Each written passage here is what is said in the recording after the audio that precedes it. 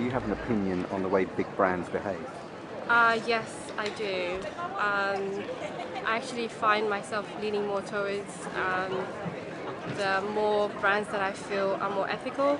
I don't shop from certain shops because I feel that they take advantage of the poor folk in some parts of the world and make them work for less than, you know, 2p. I mean, I don't like some brands because of that.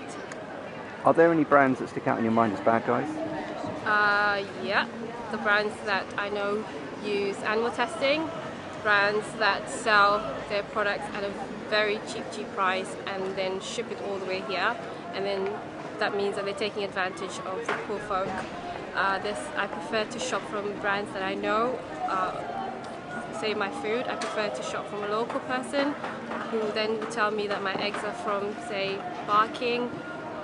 My milk has come from a farmer in Yorkshire, so I prefer to shop ethically.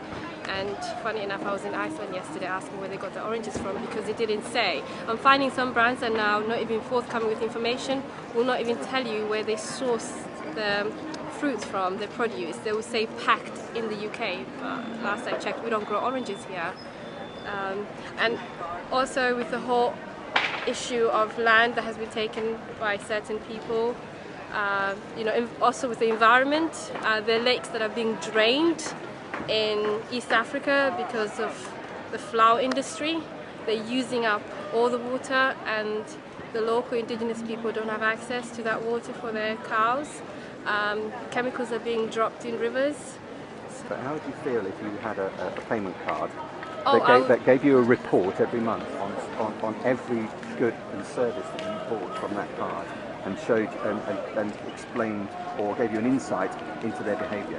Oh, I would jump at it, and I would make sure that my whole family and my friends and everyone I know.